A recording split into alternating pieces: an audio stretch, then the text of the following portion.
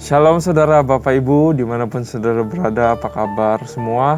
Hari ini kita akan belajar lagi firman Tuhan, sungguh luar biasa. Kita masih di cerita Gideon saudara, kita akan belajar Hakim-Hakim pasal yang ke-8. Di sini kita akan lihat perubahan karakter yang terjadi dari Gideon, dari baik dan menjadi buruk. Banyak sekali hal yang kita bisa belajar saudara, so be excited for that. Tapi sebelum itu, saya mau ajak kita semua menyembah. Mari kita naikkan pujian buat Tuhan kita. Let's worship Him. Oh, Kau baik Tuhan.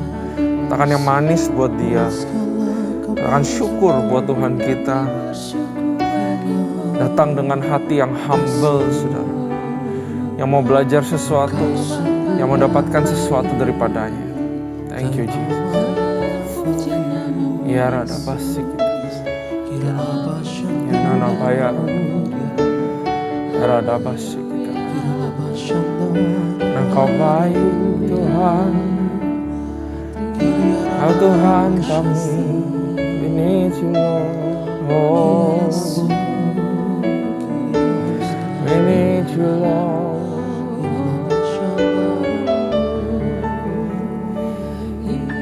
Hallelujah, praise the King. Praise the Lord.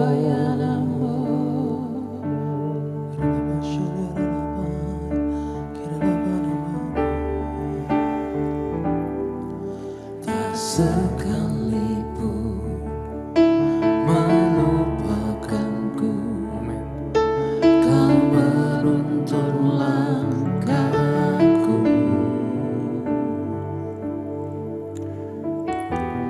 Ku tak pernah sendiri, Kau tak tinggalkanku.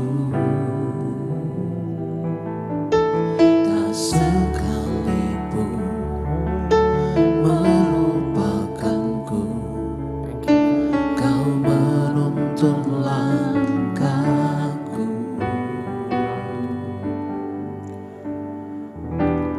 Ku tak pernah sendiri,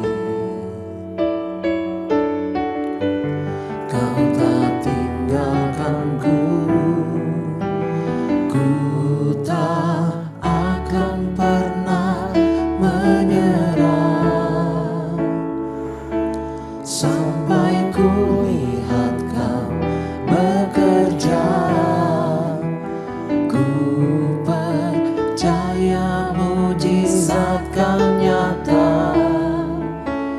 Ku takkan berhenti percaya. Ku tak akan pernah menyerah sampai ku lihat Kau bekerja. Ku percaya mujizat Kau nyata. Ku takkan berhenti percaya.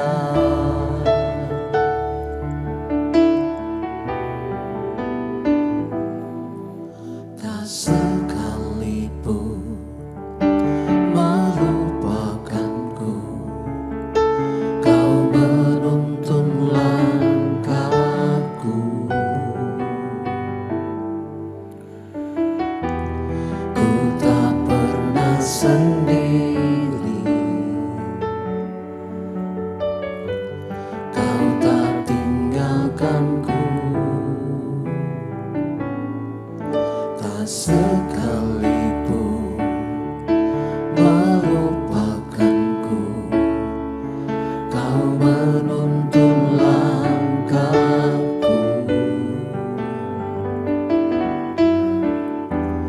Ku tak pernah sendiri, Kau tak tinggalkanku. Ku tak akan pernah menyerah sampai ku lihat Kau bekerja. Ku percaya mujizat Kau nyata.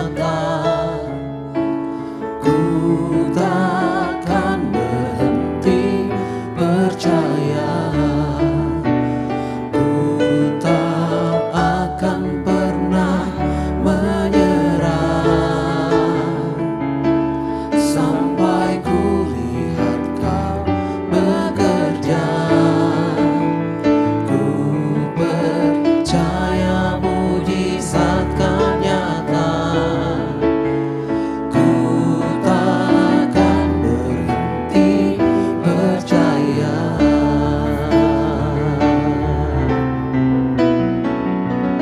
Ku tak akan pernah menyerah,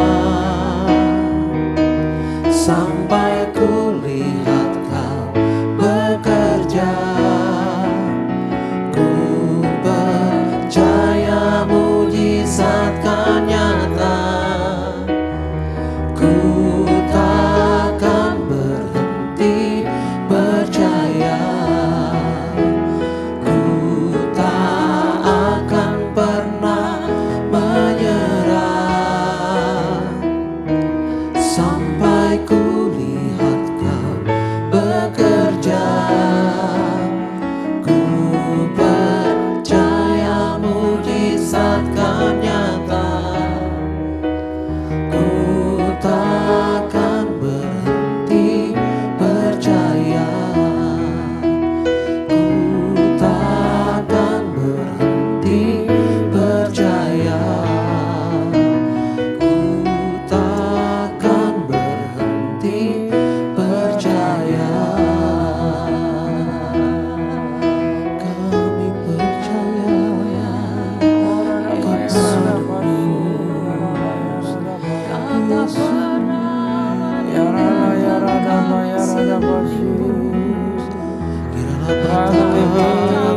Menuntun langkah kami, tak pernah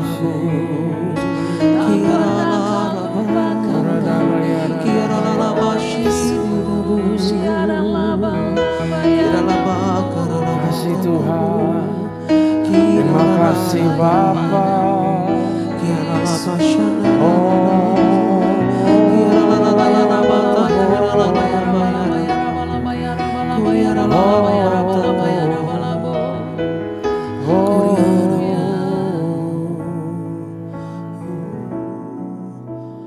Aku percaya Tuhan ku ajar Kau turun tangan memulihkanku. Aku percaya Tuhan ku dahsyat, Kau turun tangan memberkatiku.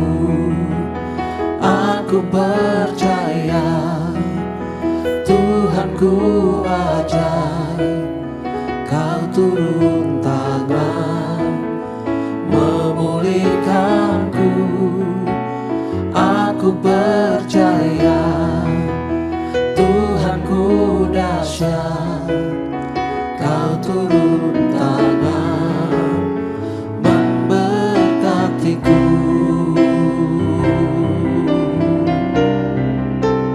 Aku percaya Tuhan ku ajaib, Kau turun tangan memulihkanku. Aku percaya Tuhan ku dahsyat, Kau turun tangan memberkatiku. Aku percaya Tuhan ku ajaib, Kau turun tangan memulihkanku. Aku percaya Tuhan ku dahsyat, Kau turun tangan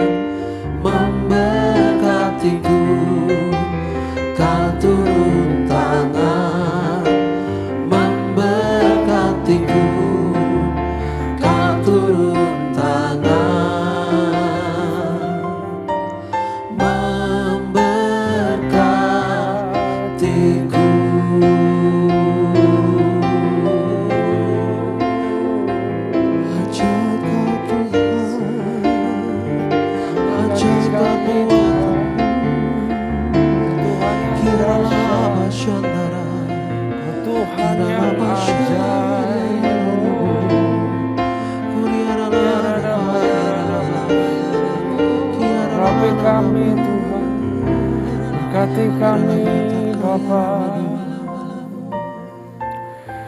Urapi berkati kami, terangi kami Tuhan, supaya kami bisa mengerti firman-Mu, bisa mengerti kebenaran, dan firman yang ditabur boleh bertumbuh dan berbuah dalam kehidupan kami Tuhan. Terima kasih Bapa. Kami siap untuk belajar hanya di dalam nama Tuhan Yesus. Haleluya. Amin. Saudara, mari kita buka firman Tuhan. Saudara siapkan Alkitab saudara dan juga siapkan catatan saudara. Saya rindu saudara kalau setiap saudara yang setia, saya bersyukur untuk mengikuti program ini. Tapi saya juga rindu saudara bisa develop keinginan, passion, dan juga ketekunan pengen dapatkan sendiri juga rema dan rahasia buat diri saudara. Ya, jadi saudara kudu punya baca Alkitabnya, saudara. Jangan cuma nonton, tapi saudara kudu baca dan saudara alami sendiri saudara dapat apa. Dan jangan lupa untuk catat saudara. Nah, Hakim-Hakim 8 masih cerita tentang Gideon. Harus selalu ingat lagi baca kalau di tengah-tengah dari konteksnya saudara ada baiknya mundur satu pasal untuk ulang kembali ya. Karena dari ayat 7 pasal 7 sebenarnya sudah mulai tentang Gideon. Nah, kalau saudara ingat Gideon, dia sifatnya dia pengecut saudara, dia nggak berani, dia suka di balik layar saudara. Nah, kita akan melihat di Hakim-Hakim 8 perubahan karakter yang terjadi sangat drastis di dalam kehidupan Gideon, terutama di akhir-akhir kehidupan dia saudara. Seperti yang saya bilang bahwa Hakim-Hakim adalah penurunan moral orang Israel karena adanya cycle daripada dosa. Saudara, di situ yang terus-menerus terjadi, dan hakim-hakim dari Otniel sampai nanti di ujung total kita ada 12 hakim. Kita akan melihat bahwa termasuk leader pun akan mengalami penurunan ya secara moral, dan juga banyak dari mereka yang melakukan praktek penyembahan berhala. Nah, pasal 7 itu ceritanya bangsa Midian 135.000. Nanti kita akan tahu saudara, 135.000 itu sebenarnya tahunya dari pasal 8. 135.000 sekarang udah tercerai-berai, dikejar-kejar sama Gideon saudara. Nah, Gideon sampai saat ini sebenarnya belum berperang sama sekali. Dia belum ngapa-ngapain. Dia cuma bawa obor, dia pecahin kendi-kendi banyak, dia tiup itu horn atau trompetnya. Bangsa Midian kacau balau, sekarang semua pencar. Dan kita tahu di pasal 7 terakhir ada 2 raja yang dia minta bantuan sama suku Efraim yang ada sedikit di utara saudara. Tangkep dong, ada 2 orang raja Midian, itu namanya Oreb dan Zeb. Dan dua-duanya sudah dibunuh saudara ya, atas bantuan suku Efraim. Nah, tapi kita lihat pasal 8 ayat 1 ada drama yang terjadi saudara. Lalu berkatalah orang-orang Efraim kepada Gideon, "Apa macam perbuatanmu ini terhadap kami? Mengapa engkau tidak manggil kami ketika engkau pergi berperang lawan orang Midian?" Lalu mereka menyesali dia dengan sangat. Mereka kesel banget saudara. Kenapa pas mulai perang gak libatin kita? Ini kemungkinan ada bangsa Efraim ini pengen terlihat mengambil kredit saudara. Nah, jadi Gideon diprovok. Kok nggak libatin kita sih? Gimana sih? Kita cuma dikasih yang terakhir nih, sisa disuruh tangkap 2 raja. Nah, Gideon jawab begini. Jawabnya kepada mereka, "Apa perbuatanku dalam hal ini jika dibandingkan dengan kamu?" Ini jawaban yang sangat lembut, yang sangat taktikal, sangat strategikal. "Apa sih perbuatanku dibandingin dengan kamu?" kata Gideon ya ke suku Efraim. "Bukankah pemetikan susulan oleh suku Efraim?" Perhatikan, pemetikan susulan oleh suku Efraim lebih baik hasilnya daripada panen buah anggur kaum Abiezer. Artinya gini, memang aku yang memulai, aku yang mengadakan panen anggur. Tapi pemetikan terakhir susulan kan kamu yang dapat rajanya. Aku gak dapat raja sampai sekarang. Justru kamu dapat the best katanya. Allah telah menyerahkan kedua raja Midian itu, yakni Oreb dan Zeb, ke dalam tanganmu. Apa yang telah dapat kucapai jika dibandingkan dengan kamu. Setelah ia berkata demikian, maka redalah marah mereka terhadap dia. Ya, panen buah anggur ini biasa memang diikuti dengan panen susulan, saudara, yaitu biasa panen buah anggur ini atau harvest itu nggak dibabat habis semuanya, memang disisakan supaya ada kaum yang memang di strata lebih rendah atau kaum yang lebih miskin itu dia bisa melakukan panen susulan dan dapat sisa-sisa daripada harvestnya. Makanya suku Efraim bilang, kita cuma dapat sisa-sisa, tapi Gideon nggak marah, Gideon humble, saudara, masih kelihatan. Kalau saya boleh bilang dengan tanda kutip, kata yang mungkin agak sedikit keras, Gideon masih sedikit waras, saudara. Dan dia bilang, kamu walaupun panen susulan, harusnya saya yang dapat terbaik, tapi kamu yang dapat terbaik. Betul, kamu udah ada 2 raja udah di tangan suku Efraim. Ada 5 ya, raja-raja Midian. Lalu akhirnya suku Efraim itu reda amarahnya. Nah, saudara, ini adalah satu prinsip yang kita bisa belajar dalam Alkitab. Baik untuk kita sebagai pribadi, baik kita untuk sebagai pemimpin, baik kita untuk seorang ibu, seorang ayah, apapun role peranan kita, ada prinsip yang kita bisa belajar adalah jawaban yang lemah lembut meredakan kegeraman. Tetapi perkataan yang pedas membangkitkan marah. Itu ada di Amsal 15 ayat 1. Ini adalah prinsip yang harus kita belajar sama-sama. Bahwa dengan perkataan yang lembut, kita bisa meredakan amarah. Amin, saudara. Saya bacakan sekali lagi ya, Amsal 15 ayat 1. Jawaban yang lemah lembut meredakan kegeraman, tetapi perkataan yang pedas membangkitkan marah. Learn to use our words in the right place at the right time, saudara. Karena kata-kata yang kita bisa pakai itu bisa memicu pertengkaran, tapi juga bisa meredam yang namanya amarah, saudara. Saat ini, di titik ini, Gideon melakukan yang benar, melakukan yang bijak. Kita bisa belajar sesuatu yang sangat luar biasa, masih dipenuhi dengan diplomasi, strategi, humility, ya. Keren banget. Gideon di sini benar-benar seperti seorang leader yang luar biasa sekali, saudara. Nah, kita lanjut ayat yang keempat. Orang Midian dikalahkan, raja-raja dibunuh. Ketika Gideon sampai ke sungai Yordan, menyeberanglah ia dan ke-300 orang yang bersama-sama dengan dia, meskipun masih lelah, namun mengejar juga. Nah, saudara, jadi mereka ini udah kecapean banget. Ya, udah lelah ngejar-ngejar. Ayat 5, dan berkatalah ia kepada orang-orang Sukot. Sukot itu kota yang ada di sebelah timur, di sebelah kanannya sungai Yordan. Ia kepada orang-orang Sukot. Sukot itu kota ya, saudara. Tolong berikan beberapa roti untuk rakyat yang mengikuti aku ini. Sebab mereka telah lelah dan aku sedang mengejar Zebah dan Salmuna, raja-raja Midian. Jadi ada 2 lagi yang lagi dikejar, saudara. Zebah dan Salmuna. Dan mereka kecapean, mereka minta ransum, mereka minta bensin untuk danain perang mereka, kurang lebih seperti itu. Tetapi jawab pada para pemuka di Sukot itu, dia bilang begini, sudahkah Zebah dan Salmuna itu ada di dalam tanganmu? Emang kamu sudah menang perang?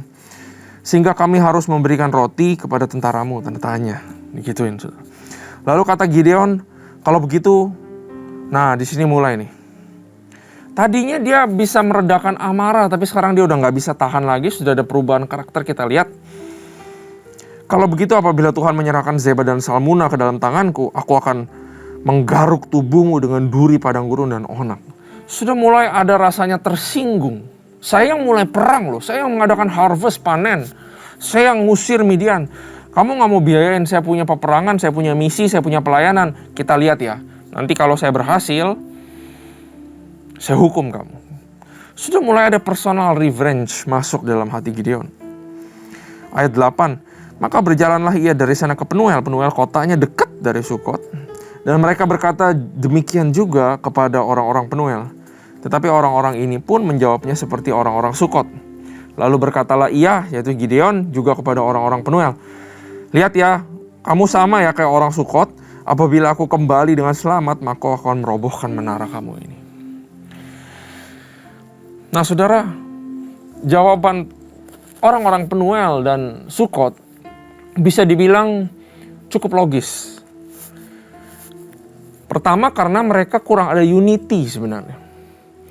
Kelihatan bahwa bangsa Israel tidak menolong sesama bangsanya untuk mengusir bangsa yang sebenarnya menjajah mereka sendiri. Saudara, itu di sini sudah mulai aneh banget. Nah, kita ketemukan memang bangsa Israel pada saat mereka masuk dalam tanah Kanaan, mereka dari awal sudah tidak unity. Karena cuma 9,5 suku yang sebenarnya masuk ke dalam daerah yang Tuhan bilang pada Yosua bahwa nyebrang sungai Yordan itu daerahnya.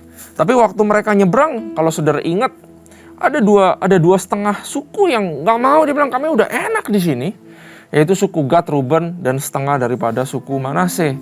Itu ada di Bilangan pasal yang 32. Saudara bisa ulang, saudara bisa baca sendiri. Jadi dari awal memang sudah tidak ada unity. Waktu mereka mengambil pusaka masing-masing, mereka hanya memikirkan suku mereka sendiri, daerah mereka sendiri. Sekarang ada orang Midian, jelas aja pertama karena ada lack of unity, tidak ada nasionalisme atau tidak ada saling membantu gotong royong di situ, sehingga mereka berpikir logis. Kalau Gideon kalah, kita kasih ransum, kita kasih roti, kita kasih minum. Tahu-tahu yang dibunuh bukan orang Midian, tapi yang kalah Gideon. Bukankah nanti orang Midian juga akan nyerang Sukot dan Penuel? Hei, kamu bantu-bantu Gideon kan? Lihat, sekarang Gideon sudah aku kalahkan, kalau kata orang Midian. Maka mungkin Sukot sama Penuel juga bisa dihabisin sama orang Midian. Jadi mereka mau cari aman sendiri. Gak ada sense of helping, gak ada sense of nationalism, saudara, yang mereka tunjukkan kepada Gideon. Tapi di sisi lain Gideon juga menggenapi Amsal 15 ayat 1 tadi. Betul? Jawaban yang lemah lembut meredakan kegeraman sudah dilakukan ya kepada suku Efraim. Tapi yang kedua, tetapi perkataan yang pedas membangkitkan marah. Dia juga genapi potongan kalimat yang kedua. Perkataannya mungkin pedas kedengeran dari orang-orang Sukot dan itu. Dan Gideon mulai menjadi marah. Disinilah titik kemunduran Gideon, saudara. Ya, karena Gideon sudah menjadi geram. Terjadi perubahan karakter di sini. Saudara, kita harus ingat di sini ada perubahan karakter yang dari tulus, ya, mengerjakan pekerjaan Allah, dan sekarang mulai ada agenda pribadi, yaitu kalau menang, saya akan bela-belain balik kedua kota ini dan personal revenge. Itu Gideon. Sampai sini, saudara, sudah ada 2 pelajaran kita bisa belajar, bukan? Yang pertama soal perkataan, ya. Yang kedua soal unity, saudara. Nah, mari kita baca lanjut ayat 10. Kita baca ayat 10 sampai dengan ayat 17. Sementara itu, Zeba dan Salmuna ada di Karkor bersama-sama dengan tentara mereka. Kira-kira 15.000 orang banyaknya. Yakni semua orang yang masih tinggal hidup dari seluruh tentara orang dari sebelah timur, banyaknya yang tewas ada 120.000 orang yang bersenjatakan pedang. Jadi Zeba dan Salmuna itu ada di situ 15.000. Dan ternyata sudah ada yang mati itu 120.000. Dari situlah kita dapat 120 tambah 15, 135.000 orang Midian. Ayat 11. Gideon maju melalui jalan orang-orang yang diam di dalam kemah di sebelah timur Nobah. Dan Yogeba lalu memukul kalah tentara itu ketika tentara itu menyangka dirinya aman. Zeba dan Salmuna melarikan diri, tetapi Gideon mengejar mereka dan menawan kedua raja Midian itu, yaitu Zebah dan Salmuna, sedang seluruh tentara itu dicerai-beraikan. Jadi ketangkep, saudara, 2 raja ini. Kemudian kembalilah Gideon bin Yoas dari peperangan dengan melalui pendakian Heres. Ditangkapnyalah seorang muda dari penduduk Sukot. Sudah menang, harusnya bersyukur, harusnya mungkin buat altar dan memberikan persembahan kepada Tuhan karena perang ini dimenangkan. Karena perang ini yang mengayunkan pedang itu adalah Tuhan, bukan Gideon. Tapi dia malah ingat dia punya personal revenge. Dia lihat ada orang Sukot, bukan di Sukot, ditangkap sama dia. Diinterogasi, ayat 14. Ditangkapnyalah seorang muda dari penduduk Sukot. Setelah ditanyai, orang itu menuliskan nama para pemuka dan para tua-tua di Sukot untuk Gideon. 77 orang banyaknya. Jadi ada 77 tua-tua, pemimpin-pemimpin Sukot. Lalu pergilah Gideon. Dia niat banget, saudara. Dia pergilah Gideon kepada orang-orang Sukot sambil berkata, inilah Zeba dan Salmuna yang karenanya kamu telah mencela aku dengan berkata, sudahkah Zeba dan Salmuna itu dalam tanganmu, sehingga kami harus memberikan roti kepadamu. Jadi saudara, Tuhan menghancurkan bangsa Midian, tapi Gideon justru maunya balik ke Sukot untuk melunaskan perkara yang waktu itu dia janji lunaskan, yaitu dendamnya. Saudara bisa lihat bahwa pekerjaannya sama, tapi motifnya beda antara Tuhan dengan Gideon. Di sini sudah terjadi, saudara. Lalu ia mengumpulkan para tua-tua itu, ia mengambil duri padang gurun dan onak, dan menghajar orang-orang Sukot dengan itu. Belum puas, pergi lagi ke kota lain. Juga menara Penuel dirobohkannya dan dibunuhnya orang-orang kota itu. Buat apa? Menang tapi tangan berlumuran darah orang-orang yang salah dibunuh. Buat apa menang perang kalau agendanya dalam hati ternyata beda dengan agenda Tuhan, betul? Sama dengan kita, saya waktu baca ini saya tertegur, saudara. Melakukan pelayanan di gereja, tapi mungkin agenda dalam hatinya beda dengan Tuhan. Mari kita introspeksi diri. Mengapa kita melakukan pelayanan di dalam gereja, di dalam rumah Tuhan? Apakah untuk agenda-agenda tertentu? Pelayanannya sih selesai, beres, dilakukan, kelihatannya bagus. Saudara lagi nonton video ini, cakep kelihatannya. Tapi mungkin hati saya bisa beda, saudara. Betul? Introspeksi masing-masing diri. Amin ya, saudara. Ayat 18, kemudian bertanyalah ia kepada Zeba dan Salmunah, di manakah orang yang telah kamu bunuh di Tabor itu? Ternyata dia ngejar-ngejar Zebah dan siapa, saudara? Salmunah, karena dendam pribadi juga. Dia nanya kepada Zebah Salmunah, mana orang yang kamu bunuh di Tabor? Jawab mereka, mereka itu mirip sama engkau, serupa dengan engkau. Sikap mereka masing-masing seperti anak raja. Lalu kata Gideon, itu saudara-saudaraku, anak ibuku. Demi Tuhan yang hidup, seandainya kamu membiarkan mereka hidup, aku tidak akan membunuh kamu. Katanya kepada Yeter anak sulungnya, bangunlah dan bunuhlah mereka. Tetapi orang muda itu tidak mengunus pedangnya karena ia takut sebab ia masih muda. Lalu kata Zeba dan Salmunah, bangunlah engkau sendiri dan paranglah kami. Sebab seperti orangnya demikian pula kekuatannya. Maka bangunlah Gideon, dibunuhnya Zeba dan Salmunah, kemudian diambilnya bulan-bulanan yang ada pada leher unta mereka. Bulan-bulanan itu maksudnya harta ya saudara, emas perak. Jadi dia mati-matian kejar Zeba dan Salmunah, karena itu yang bunuh saudaranya, saudara. Sekarang nih udah ada kekuatan Tuhan, saatnya saya balas dendam. Sebelumnya dua raja Oreb sama Zeb, dia santai-santai aja, suku lain yang bunuh toh. Tapi yang ini katanya Gideon mungkin dalam hatinya, ini harus saya yang bunuh. Dia sudah mengalami perubahan karakter begitu luar biasa. Seseorang yang humble, seseorang yang pengecut, seseorang yang ragu-ragu. Menjadi seseorang seperti tiran. Sekarang ini saudara. Masih mau suruh ajudannya bunuh lagi, kotorin tangannya pakai darah. Untung yang ajudannya juga dia bilang saya nggak berani. Akhirnya terjadilah dia juga melumurkan darah di tangannya atas dendam pribadinya, saudara.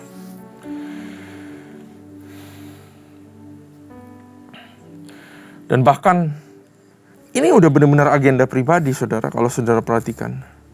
Tuhan kan maunya Midian itu dihabisin, saudara.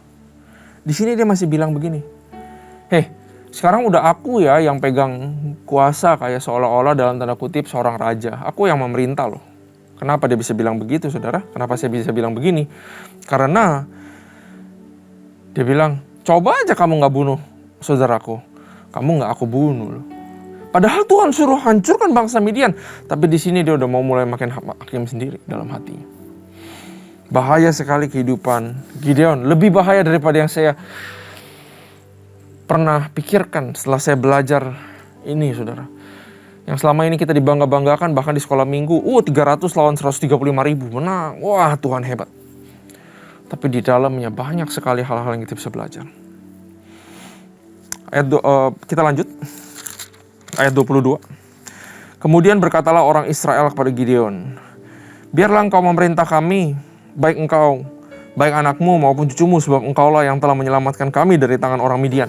Jadi bangsa Israel mau ngangkat Gideon sebagai raja, sebagai ruler, mencoba untuk menghadirkan masa monarki di bangsa Israel. Ayat 23, jawab Gideon kepada mereka, aku tidak akan memerintah kamu dan juga anakku tidak akan memerintah kamu, tetapi Tuhan yang memerintah kamu. Wah, kalau saya baca ini, this is a very beautiful text. Aku gak mau memerintah kamu. Bukan aku yang perintah kamu. Bukan akulah yang jadi raja kamu, ya. Anak-anakku juga enggak. Tapi biar kemuliaan aja buat Tuhan. Tuhan yang jadi raja kamu.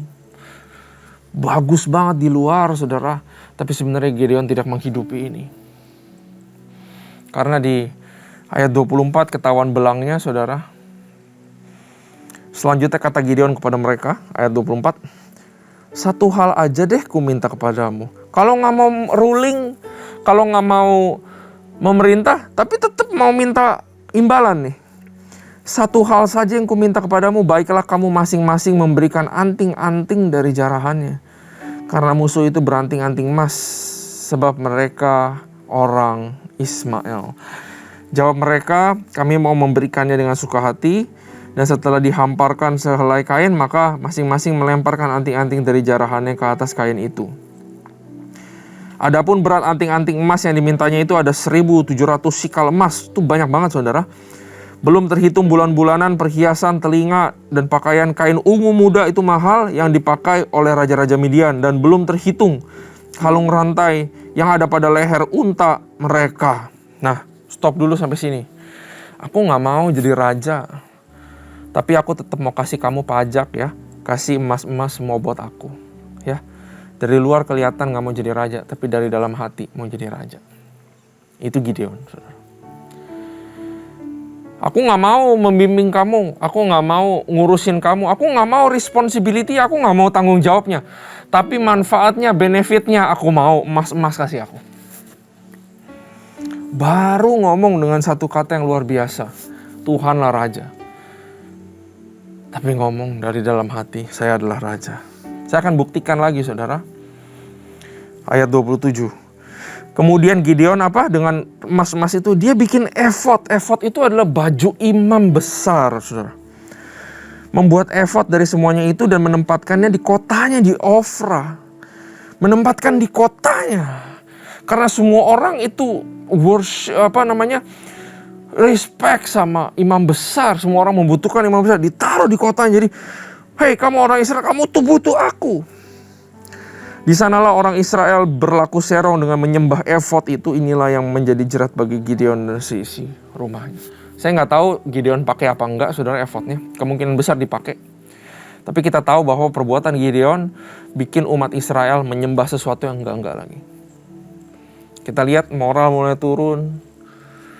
Agenda mulai salah dalam hati, betul? Mulai munafik. Sekarang mulai menjadi pemimpin yang mengarahkan bangsa Israel menyembah yang enggak. Menang sih menang, tapi saya gak mau menang seperti ini kalau saya jadi Gideon. Betul, saudara juga gak mau kan? Menang, tapi akhirnya kalau saudara lihat diri saudara sendiri, saudara gak suka sama saudara sendiri. Dan Tuhan juga gak suka. Ayat 28, kita habisin dulu ya saudara. Demikianlah orang Midian tunduk kepada orang Israel dan tidak dapat menegakkan kepalanya lagi. Maka amanlah negeri itu 40 tahun lamanya pada zaman Gideon. Lalu Yerubbaal bin Yoas pergilah dan diam di rumahnya sendiri. Itu Gideon ya. Gideon itu Yerubbaal. Nickname-nya. Gideon mempunyai 70 anak laki-laki, banyak banget. Semuanya anak kandungnya sebab ia beristri banyak. Juga gundiknya yang tinggal di Sikem melahirkan seorang anak laki-laki baginya, lalu ia memberikan namanya Abimelek pada anak itu. Jadi saudara perhatikan baik-baik. Ada anaknya namanya Abimelek, itu orang Sikem. Nanti Sikem ini akan sangat signifikan saudara di ayat selanjutnya, di pasal selanjutnya. Sikem itu kota ya saudara.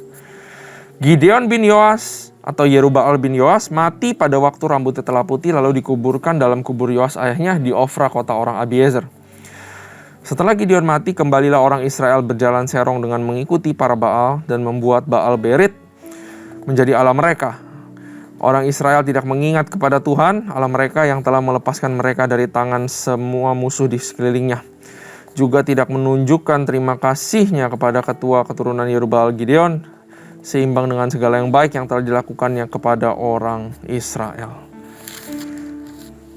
Saudara tahu apa arti Abimelek? Abimelek kalau diterjemahkan dibaca begini. My father is king. Ayahku adalah seorang raja. Padahal dia ngomong, saya gak mau jadi raja Israel, yang jadi raja Tuhan aja, tapi dia kasih nama anaknya. Kalau anaknya dibaca itu orang semua ngerti, papaku adalah raja. Kita lihat bahwa hati sudah berubah, semua sudah berubah. Tuhan tetap fokus, Tuhan tetap lurus jalannya. Dia emang mau melepaskan bangsa Israel dari orang Midian. Tapi kehancuran moral daripada Gideon itu adalah pilihannya sendiri. Kita belajar banyak, betul saudara di sini. Kita belajar soal perkataan, kita belajar soal unity, kita belajar soal responsibility. Ya, Gideon nggak mau responsibility, dia cuma mau enaknya doang, saudara. Nggak mau jadi raja, tapi mau kasih pajak emas, ngambil sendiri. Ya, dan yang paling penting pelajaran kita bisa dapat dari Gideon adalah kita harus belajar untuk finishing well, untuk menyelesaikan dengan baik, saudara.